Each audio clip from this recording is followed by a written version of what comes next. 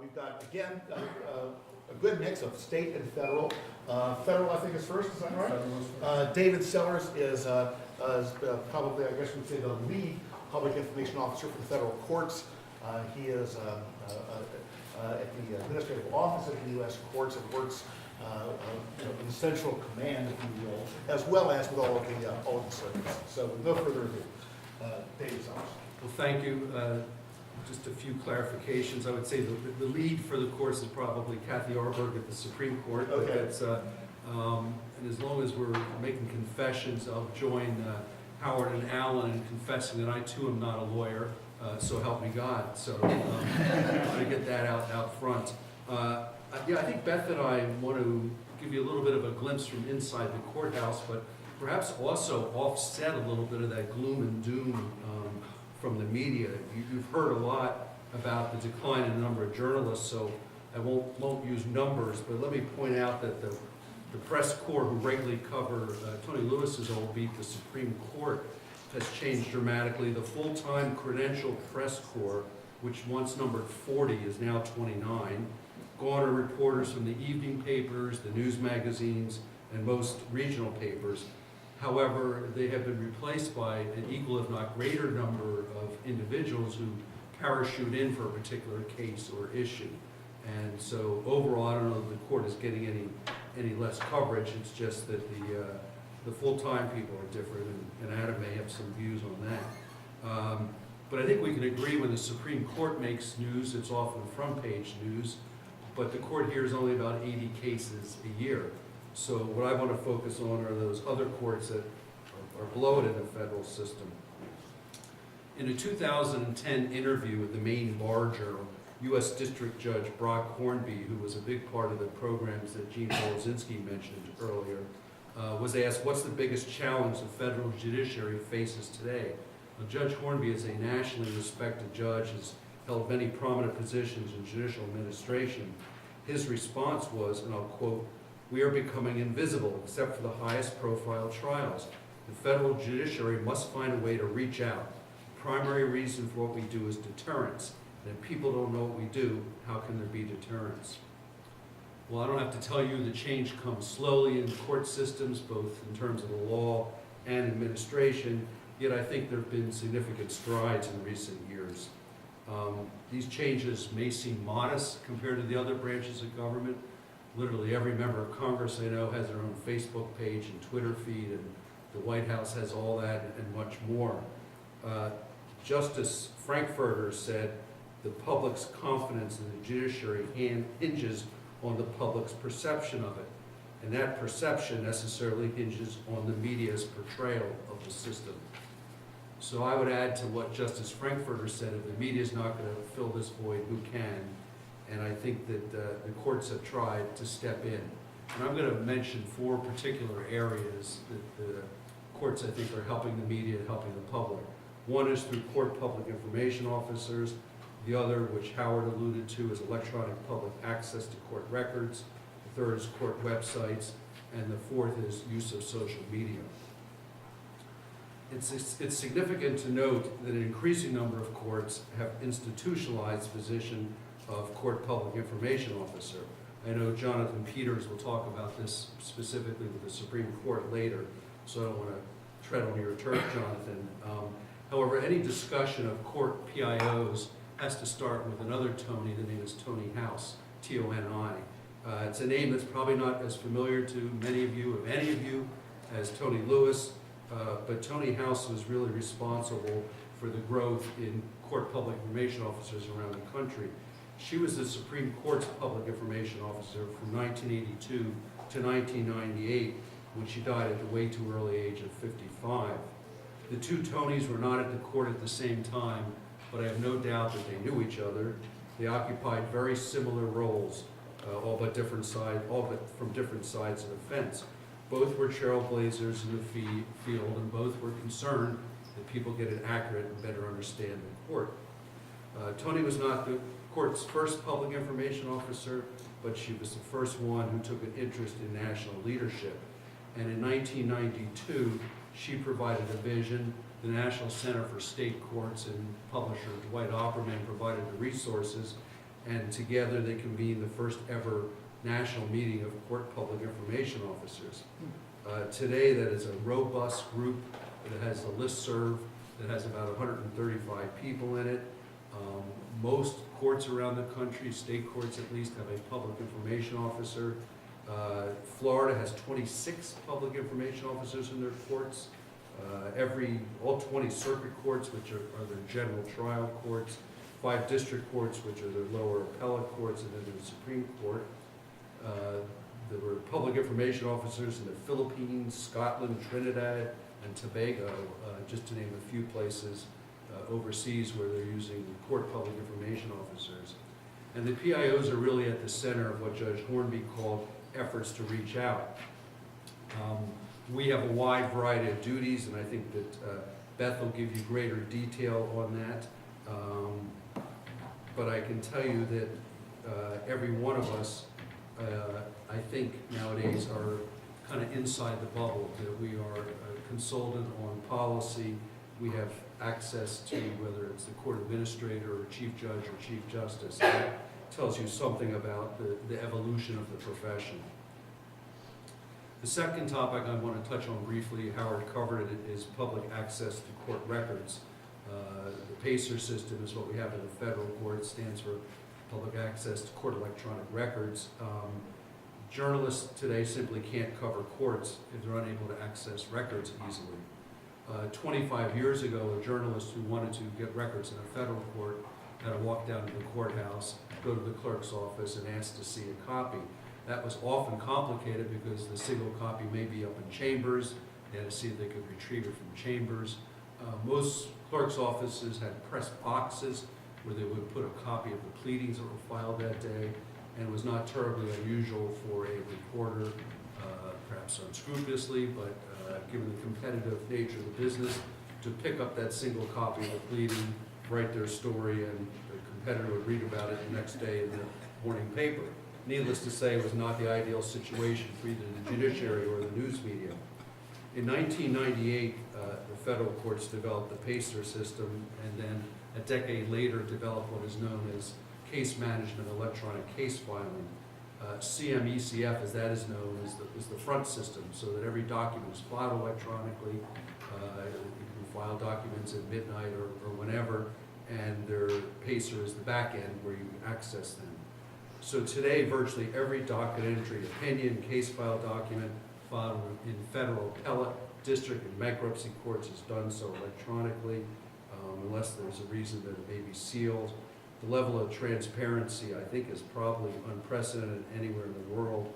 There are nearly 6 million docket entries each month, and they're all available over PACER. There are $1.6 million PACER accounts, about 170 new accounts added each month. As mandated by Congress, the public access program is funded entirely through the PACER fees.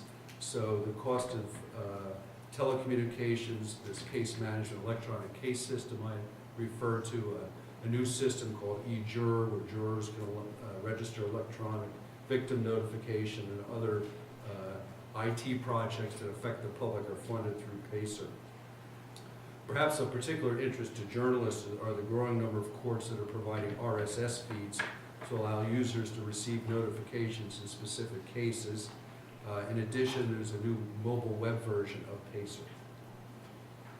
My third topic is court internet sites. Now, I recognize to some websites are fairly archaic technology, maybe a step or two ahead of the typewriter.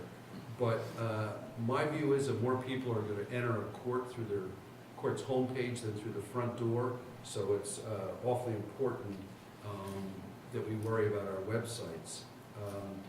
In 2011, and this again is an outgrowth of the programs that Gene Polzinski talked about, the federal judiciary decided to review court internet, external websites, and see if we could bring some consistent look and feel to them.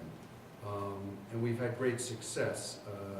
We've developed a template that courts are welcome to use for their websites if they like, and today there are 5 courts of appeals, 36 U.S. district courts, and 40 bankruptcy courts that essentially have very similar websites. So for example, if you're looking for decisions, you know they're called decisions, you know they're going to be in the same place on the website. as opposed to having this great kind of mass of confusion. Again, simple technology, but since the federal courts are a system, there is some advantage to having the federal court site for the Southern District of Florida have a similar look to the Northern District of Iowa site. And particularly since so many lawyers have national practices and members of the news media are using the websites. My fourth issue is video and social media. I'll touch just very briefly on the federal court's experience with cameras in the court. I'm sure there have been law school symposia, there will continue to be symposium on this topic. Let me just describe the current state of affairs. 14 federal trial courts are participating in a video pilot that will run through the summer of 2015. It's for civil cases only and utilizes court cameras and then posts the videos on the internet. There are about 100 proceedings that have been recorded to date since the pilot started in the summer of 2011. At the appellate level, each court has, it's up to each court whether or not they want to allow cameras in, and only the Second and the Ninth Circuit do. And as Howard noted, the Ninth Circuit has begun live streaming of all en banc hearings and live streaming also of all oral arguments. An increasing number of federal courts provide closed circuit feeds for high-profile cases. This has become kind of a regular practice. If the courtroom is full, they'll provide a closed circuit feed next door.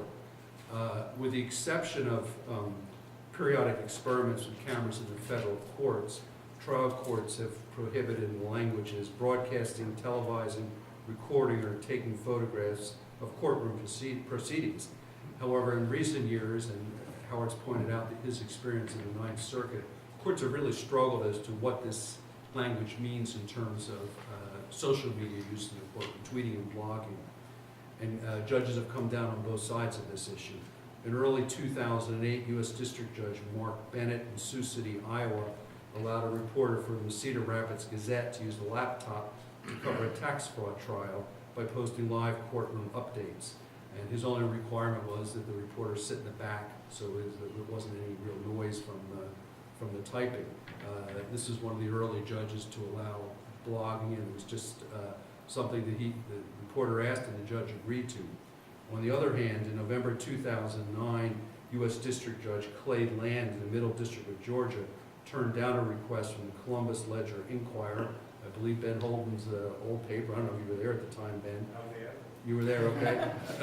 I'm sorry. The judge wrote that the court finds that the term broadcasting includes sending electronic messages from a courtroom and contemporaneously describing the trial proceeding and are instantaneously available for public viewing. So he did not allow the blogging from the courtroom. And so it's really an unsettled issue. I wouldn't even say it's a circuit-by-circuit issue. It's really up to individual judges. On the institutional level, it's a little bit murky in terms of how federal courts are using social media. There are about a dozen federal courts that have Facebook pages that currently exist. At least half of them have had no activity in the past 2 years, and some of them we believe were created by people other than the court themselves. Twitter courts are a little more active, particularly the bankruptcy courts. A lot of what they do is tweet out case filings, and they connect to Pacer. I question the value of it. It's a little bit like a fire hose, because I know one of the courts that has a Twitter feed is the bankruptcy court in the Eastern District of New York, and it's just constant case filings. But there are people who are interested in it. Finally, the Administrative Office of the U.S. Courts, where I work in the Federal Judicial Center, established a YouTube channel, a joint YouTube channel in 2010.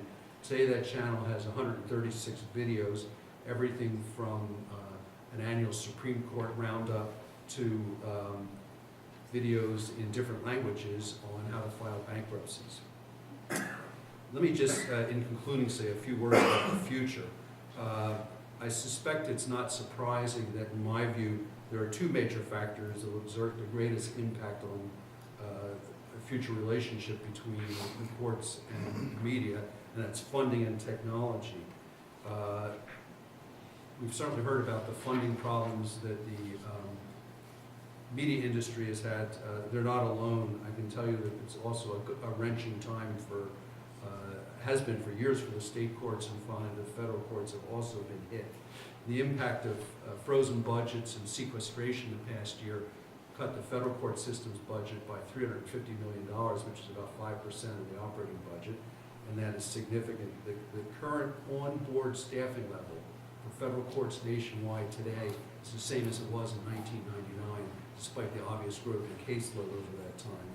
And over the years, federal courts have eliminated some of the few public information officers they had. There was one in the First Circuit, Second Circuit, Fifth Circuit, and the District of Illinois.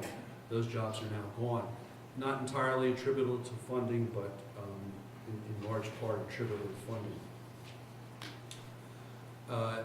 Also, I think when we look at the future, the increased electronic access to information has been, I think, a terrific tool for the courts and the media, but it's a double-edged sword. Privacy and instantaneous access to court documents increasingly are clashing. Not only are there concerns about identity theft, there are concerns about security. Some of you may have heard about a website called whosarat.com. This is a website that was set up a number of years ago to put plea agreements online. And in those plea agreements, you can find the names of cooperating witnesses, undercover agents, and the like. So the federal courts have struggled with this, how to provide the access that we have promised, but also to take any harmful information off the internet. And again, individual courts have handled that differently. Some have reacted by limiting public access to plea agreements. Some look at it on a case-by-case basis. Some have only the paper version available in the courthouse, and some have done nothing.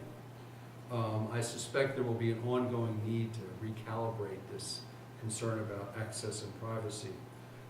There's another final concern I have about the easy electronic access to court information, and that is, are we reaching the age where reporters are going to cover the courts from their laptop, where they'll watch the live streaming and get the court documents?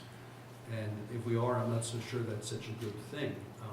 I personally cannot envision Tony Lewis not climbing the marble steps of the Supreme Court when they have oral arguments, going into the chamber, sitting to the right there in the press gallery where he could observe all 9 justices, watch the opposing counsel, take notes, and then go downstairs, I guess, to his typewriter or perhaps call a story in. But if journalism is truly the first draft of history, to paraphrase Phil Graham, shouldn't history be written by those who are on the scene, who can see history unfold before their eyes and interview the newsmakers? But that is not something that the courts can influence. But what we can do, however, is have our websites better, have court public information officers, and do everything we can to make information available. In other words, perhaps the decline in the media is in fact an opportunity for the courts to step in a little bit and fill this void and build a better relationship with the news media and the public. And I think I will stop there and return to Beth.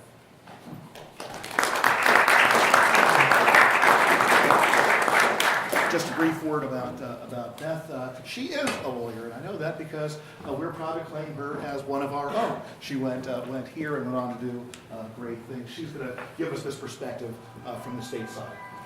I just want to start by mentioning early on in Gene's remarks, he was talking about an industry where there were very few women. And I looked at the schedule for today, and I realized as a graduate of the oldest women's institution west of the Mississippi and a former president of the Women's Law Association of this school that I am the only female on this panel. So I guess thank you for having me here. I tried. I need to start by saying part of what I do at I'm the communications counsel for the Supreme Court of Missouri. I've been there for going on 13 years, after 4 years practicing law and a career before that in media relations for a variety of institutions. Most of what I do on background, because I figured my job is to make everyone else feel and sound smarter in their coverage. So I need to start with a disclaimer. The opinions expressed today by me are those of myself and not my court or my judges or anybody else in the judiciary.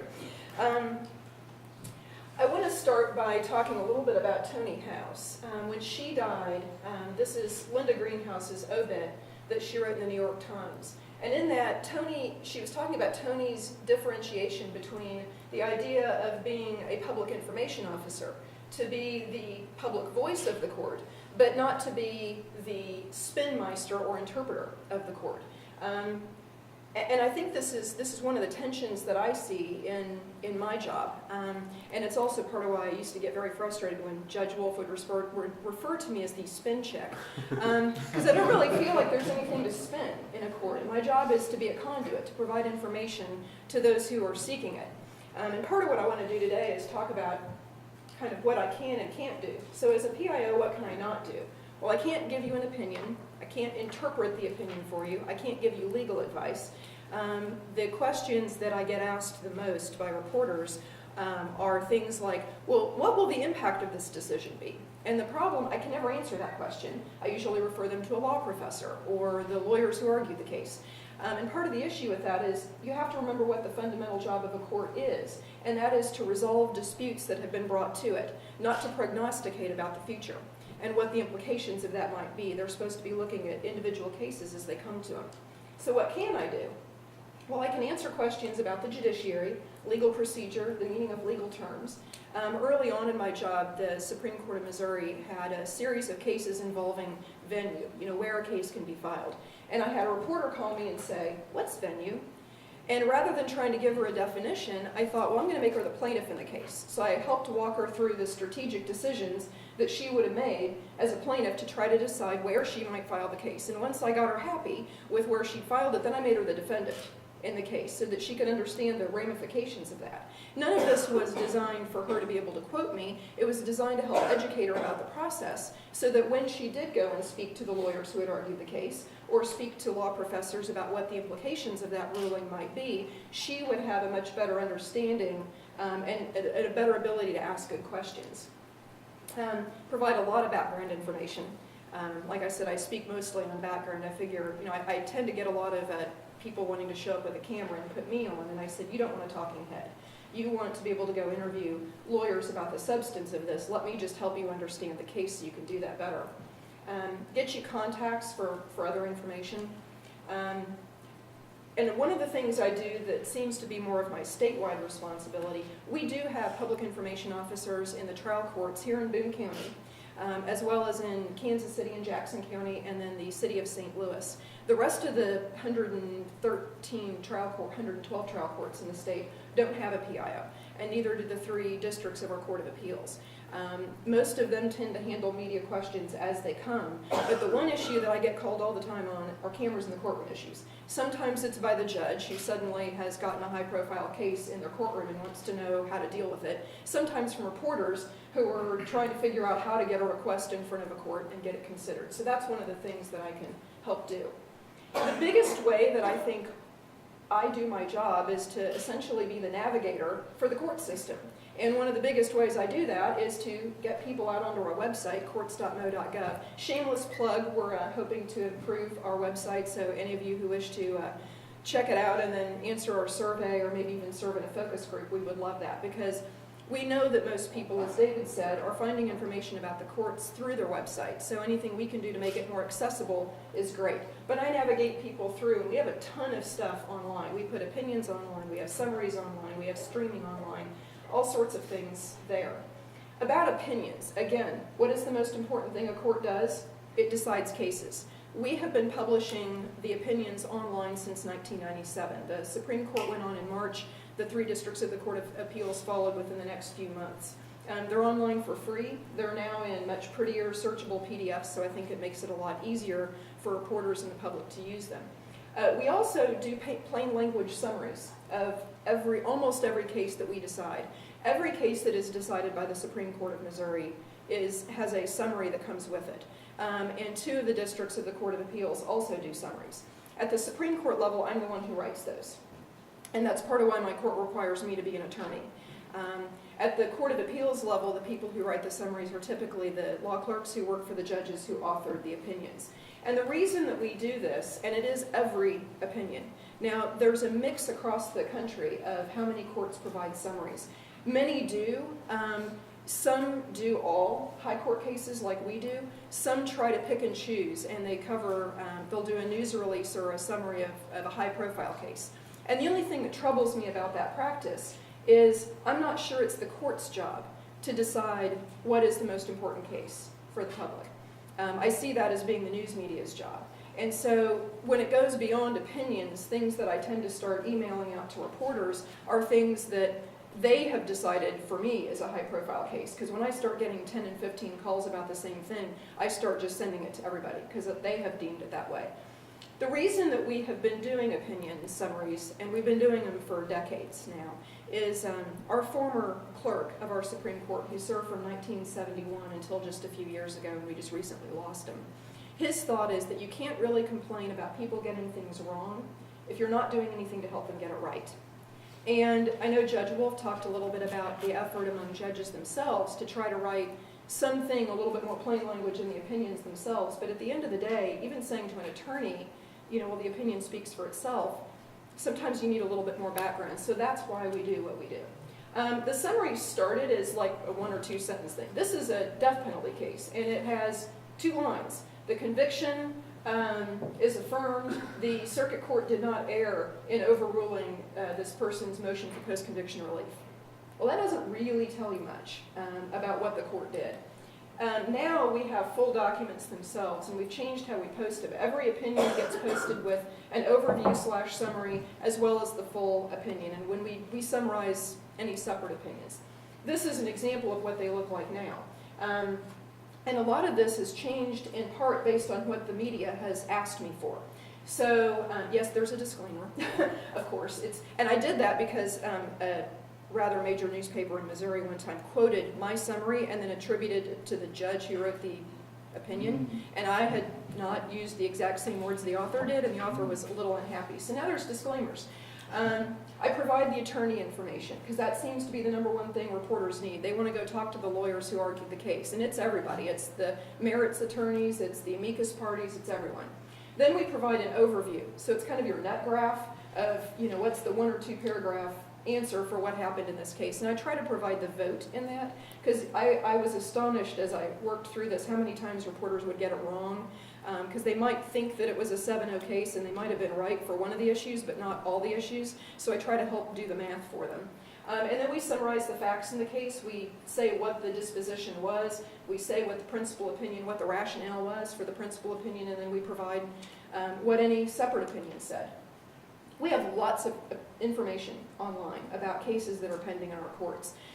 We have been posting summaries of opinions dating back into, I think, 1998. Starting in 2001, the court adopted a rule that required all parties to file their briefs on diskette.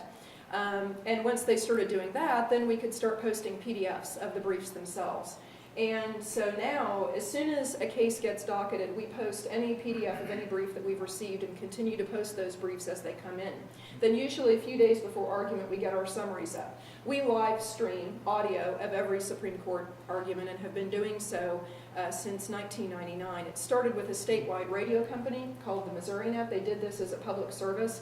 Then the Economic Times hit them. And for a year of transition, they had to charge people for it because they couldn't justify providing this service for free when they were laying off reporters.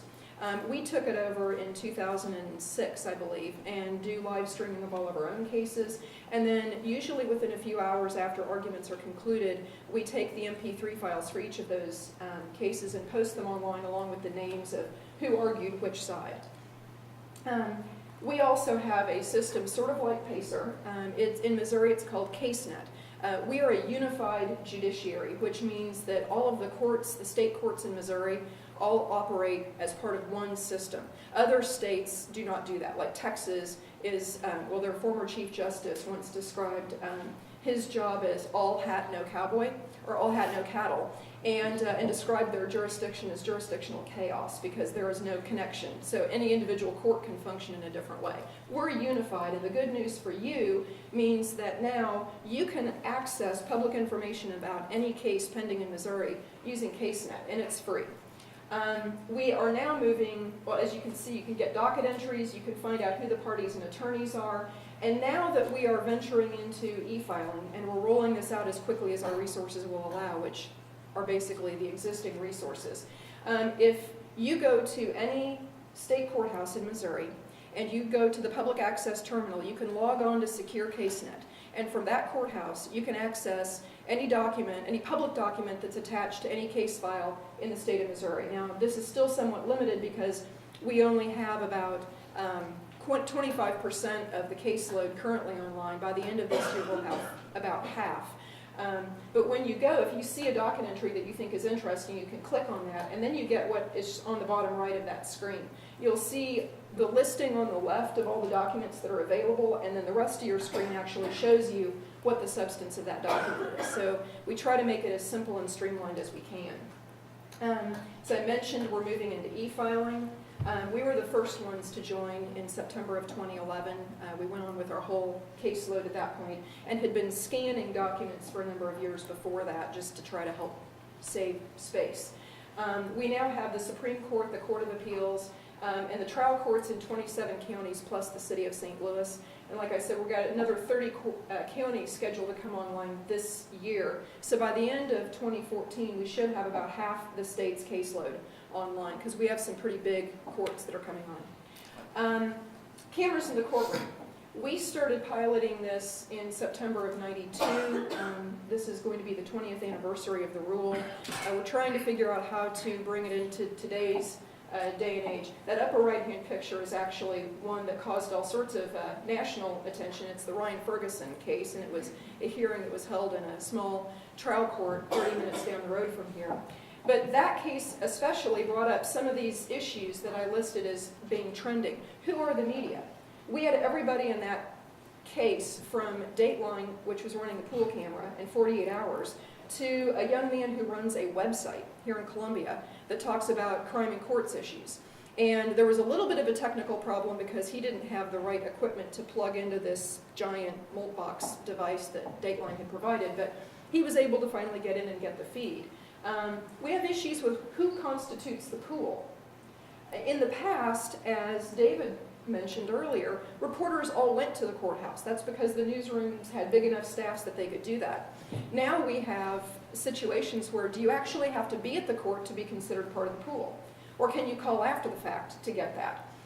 What happens when no one's equipment talks to each other? It's very frustrating to me to have TV people tell me, well, my camera won't talk to their camera. And I'm like, I'm the PIO, what am I supposed to do to help you? We need engineering assistance, I think. And then you've got webcams that don't talk to the TV cameras at all. And then we don't really know what to do about cell phones and tablets. In Missouri, you know, we say that cameras in the courtroom have to go through this process, except I try to explain to judges these things are cameras and audio recording equipment. And no one's quite figured out how to write a rule that will deal with these devices as well. The other thing that I get a lot of calls about are attorney discipline. We have been posting every attorney discipline order in Missouri since 2006, and it's depressing how long that list is as an attorney. And the media like this a lot. So are we doing public information or public relations? Well, we're still not in Spinmeister territory, but we're having to do a lot more public outreach and civic education. So something that a lot of the trial courts have been doing a long time. David mentioned Florida. A lot of the trial court PIOs there started doing presentations in schools, you know, or facilitating tours of the courtroom by local fourth graders. But why are we having to do this? Well, this is a quote from our Chief Justice last fall. It's sad that people are able to name 3 Kardashian sisters, but they cannot name the 3 branches of government. And they might be able to recount all the details of Duck Dynasty, but they have no understanding of how judges decide cases. Perhaps reality is not as entertaining as reality television. So we've decided, what is causing this lack of understanding? I think partly it's about all these issues we've been talking about today, that there are shrinking newsrooms, the media is just not able to do what it once did. I think it's partly because our schools aren't able to teach civics the way that a lot of us were taught. And I also think it's partially because we in the courts have not done a very good job over the years at being as accessible and understood as we could be. So I'm wondering if this is causing some blurred lines between the courts and the media. David mentioned courts using social media and other technology tools to communicate directly to the public. And an example of this is there was a PIO in the Clark County District Court in Nevada in Las Vegas who, during the second OJ trial, the one about the stealing, the burglary, he ended up, his court asked him to tweet from the courtroom to facilitate the 800 or so reporters who were interested in covering the court. So he suddenly became the person deciding what the news was. And I think that was great because he was smart about the case, but I wonder if that's really covering the court in the way that many of us grew up thinking court coverage should be. The state of Ohio and some other courts have now started their own newsrooms online. Court News Ohio generates their own original content. They publish opinions. They've hired a student, graduate of the University of Missouri Journalism School to go out with a video camera and interview judges about things going on. So they're actually producing their own original news content. And when they first started this, they were a little worried about offending the media. The media have actually loved it because they can just go online and swipe what the courts are doing. Which actually brings me to another thought. We have some of the best and the brightest in this room in terms of legal affairs journalists. I wish I could say that's what I see every day, and I don't. I see people who think it's okay to call me and have me just feed them the whole story. So I find myself trying to teach journalism to reporters and suggest that maybe they should go talk to the lawyers who argued the case, maybe go find a law professor, get additional sources, do a little bit more research. Don't just take what I'm giving you at face value. We had a recent example of a television reporter from southern Missouri who came to cover a case in our court, and she was describing having gone to a high-profile trial in south central Missouri, and she was tweeting from the trial. She saw that a reporter from a competing station started following her tweets. Then she saw that that other reporter was blogging about the trial based on her tweets because that reporter was not in the courtroom and was still back at home. And I'm not sure that's really what we think journalism should or ought to be. The other issue I have about courts and social media is there's kind of social media assumes a conversation, and courts, many of the courts that are using social media right now, it's more of a one-way communication. So I sort of ask the question as to whether that's a good thing. I'd like to close with Adam Liptak, his obituary of Tony Lewis. And why should we invest? Why should we care about the state of legal affairs journalism? Why should we encourage courts to do better, encourage more students to think about careers in trying to cover legal affairs journalism, even if it's just a snippet of what they do otherwise? And as Mr. Liptak pointed out, Tony Lewis's lifelong faith in judges dominates his legal thinking. No matter how mistaken or craven a court might be, Anthony Lewis saw the judiciary as the ultimate safeguard of our democracy. And the Fourth Estate is there to help make sure the public understands this. So any ideas that you all have about how we can do better in the future, I know we'd all like to hear. Thank you.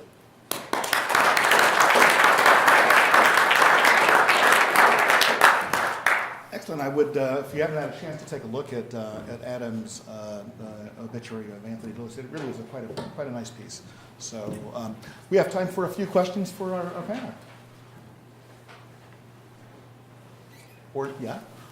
I have a question, sort of general, this isn't necessarily a journalism question, but I'm from Kansas, and so when I saw CaseNet, when I came here, it's a fascinating device, similar to the RAT website that you were speaking to. Do you have any fears that it may be used in a negative way?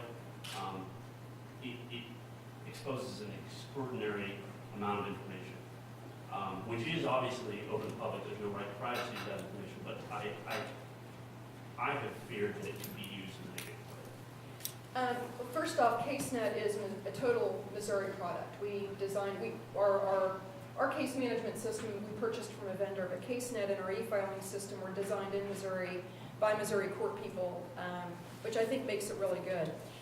This is a question we really struggled with. We have a court operating rule that talks about what information can and can't be made available. There are things that you can still get out of a paper file if you were to walk into the courthouse that we don't put on a CaseNet.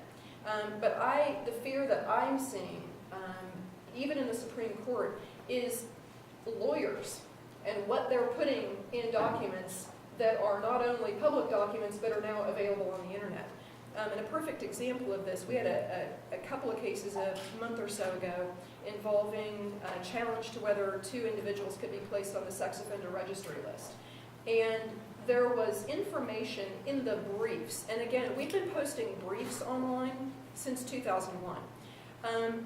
Lawyers were using the names of the children in the briefs. It's kind of astonishing. We've had so many problems when we get a case, it's like we have to stop and go back and look at what's in there. Because as a public information officer for the court, I'm concerned about putting information online that I know probably shouldn't be there because it's violating somebody's privacy, even though I'm not the one who wrote it. And the court's rule is very specific that it's incumbent on the attorneys to make sure they redact. But the courts can't police that. And so I think there is kind of a danger, and they're trying, as they roll out e-filing, to teach people to be conscientious about the fact that these documents are now available on the internet to anybody. And just think about that before they file. I can just continue my merry role as the Grim Reaper. One of the things that we're dealing with in freedom of information laws, and it's going to affect, I suspect, what the public information officers and the courts are permitting, is moving from an environment in which we all work in something delightfully called practical obscurity, in which all these documents run on file at the courthouse, but you have to hoof it down there and get to a file, and as you said, sometimes they're up chambers or whatever it is, to everything being available on web. We're beginning it on the FOI area because it's been more of a problem earlier than it has been for court information, just by virtue of FOI starting in the 70s, is that we're seeing a lot of things being pulled back from disclosure, being ruled out. Everything from driver's license information to autopsy reports and all the rest, because of this difficulty that, at some point they were there, but nobody looked. Now they're looking. And even as we see the courts opening up and helping us with more information, one of the great concerns is that tidal wave of objection and problem is going to hit what you do. And we're going to see you pulling back from what's available on PACER and court systems. Everybody loves CaseNet except their own information.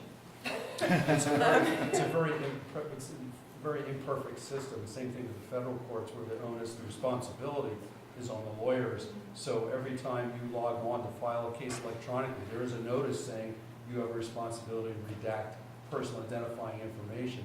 But the fact is, there are 1 million bankruptcies filed every year, and there are pages and pages of bank account information, all kinds of personal identifiers, and it is up to the lawyers to redact, and I suspect they do a mediocre job at that. I actually have one quick, go ahead. I'm Catherine Marine, and I teach reporting here at Missouri School of Journalism, and have been teaching students who cover the courts for the last 9.5 years. And so I'm responding, Beth, to your question about suggestions and what can be done to help.